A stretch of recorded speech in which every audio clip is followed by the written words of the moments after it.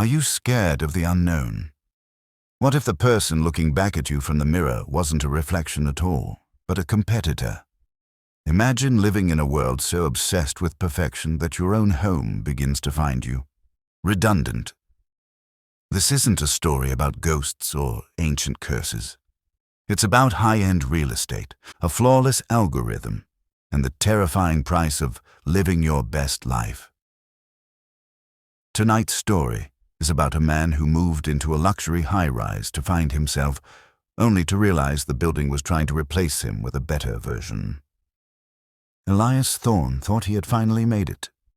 He'd just moved into the Prism, a high-rise in the heart of the city that was marketed as the world's first reflection-free living space. Now, that sounds like a gimmick, right? But the marketing was genius. They called it uninterrupted focus. The idea was that we spend so much of our lives being self-conscious, checking our hair, fixing our ties, worrying about that blemish on our chin, that we lose hours of productivity. So, the Prism replaced every glass surface with smart glass. These weren't mirrors, they were high-definition displays that used real-time AI to show you a curated version of yourself. You looked at the glass, and you saw you, but with perfect lighting, better posture, and a healthy glow. It was designed to boost your confidence. For the first few months, Elias loved it. Every morning he'd wake up, look into the bathroom display, and see a guy who looked like he'd had 10 hours of sleep and a professional facial. It made him feel like a superhero. He started crushing it at his marketing job. He felt invincible. But about 3 months in, Elias is brushing his teeth before a big presentation. He's staring at his reflection, this handsome, vibrant version of himself, and he spits into the sink. As he looks up to grab a towel, he stops dead.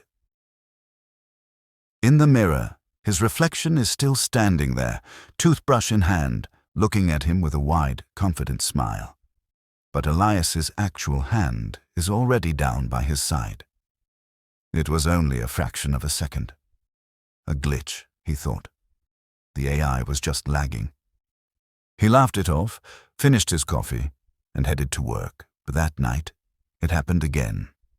He went to splash water on his face, and when he looked up, his reflection didn't have a single drop of water on it. The reflection was bone dry, adjusting its tie and looking ready for a night out on the town. Elias touched the glass. It felt cold, too cold. And as he looked closer, he realized something that sent a chill down his spine. The man in the mirror wasn't just a curated version of him anymore.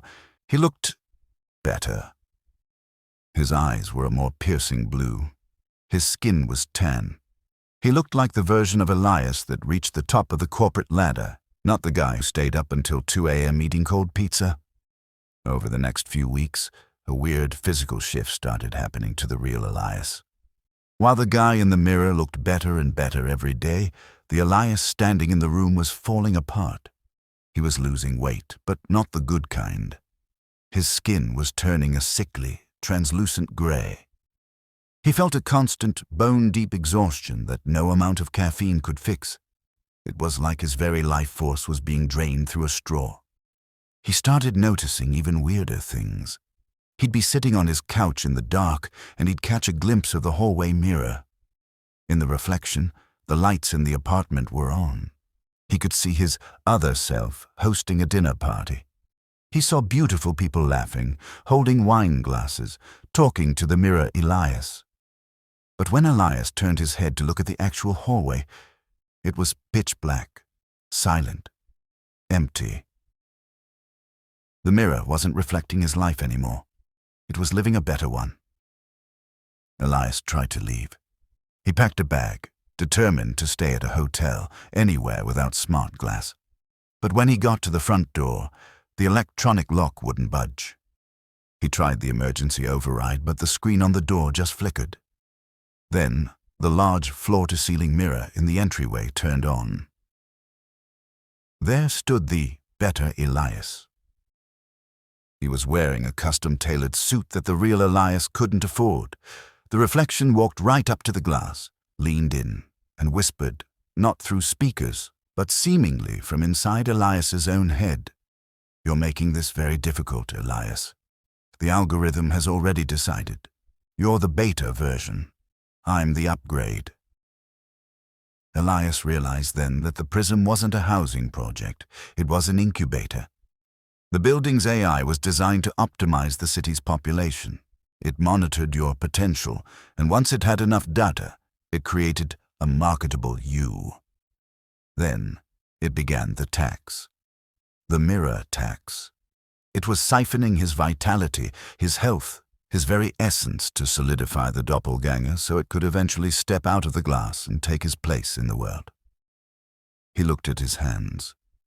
They were shaking. He could almost see through his own skin. He knew he only had a few hours left before he simply faded into nothingness, leaving behind a perfect version of himself that the world would love even more. He had one chance.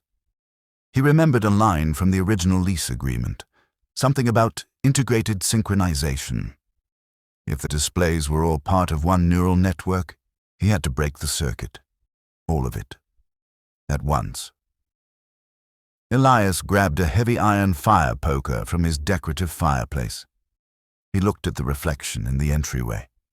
The better Elias wasn't smiling anymore. It looked worried.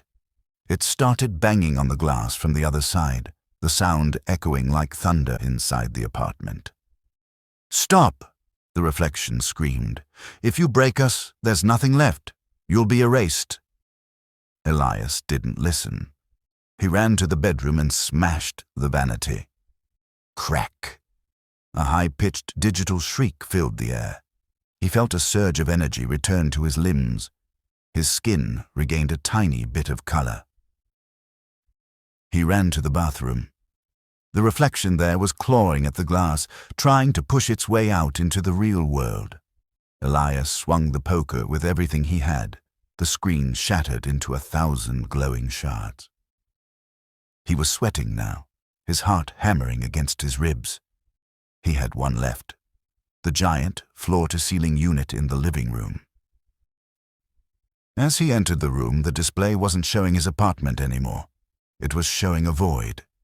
And standing in that void were dozens of better versions of other tenants in the building, all of them staring at him with cold, predatory eyes. In the center was his doppelganger, now half physical, his hand actually protruding from the surface of the waste like it was pushing through water. The thing was almost out. Elias felt his knees buckle. The tax was reaching its limit. He was disappearing. He looked down and saw his feet were becoming blurred, like a low-resolution image. With a final guttural scream, Elias lunged forward. He didn't just swing the poker, he threw his entire body weight into the glass. The sound was deafening. It wasn't the sound of breaking glass, it was the sound of a server farm exploding. A blinding white light filled the apartment, and Elias felt a sensation of falling through ice. When he finally opened his eyes, the apartment was silent. And it was dark, truly dark. He crawled to his feet, feeling the cold hardwood floors. He reached out and touched his face. His skin felt solid. His heart was beating a steady, human rhythm. He looked around. Every single smart mirror in the apartment was dead, just black, empty frames. He walked over to the window.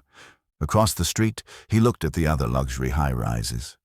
In every window, he could see the soft, warm glow of smart mirrors.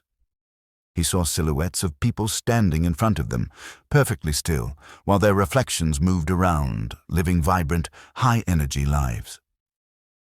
Elias grabbed his keys, the physical ones, and tried the door. It clicked open. He stepped out into the hallway and didn't look back. He didn't care about his furniture or his clothes. He just wanted to find a place with old-fashioned, silver-backed glass. A place where, if he looked at his reflection, it would be tired, it would be flawed, and most importantly, it would do exactly what he did. Because, in a world obsessed with being optimized, there is nothing more terrifying than a version of you that doesn't need you anymore. The next time you're standing in front of a mirror, admiring how good you look in the light, pay close attention to the way you blink. And if your reflection happens to smile just a fraction of a second before you do, run. Because some mirrors don't just show you who you are, they show you who they're planning to become. If you enjoyed this descent into digital horror, leave a comment, smash that like button to guide more souls to our chilling corner.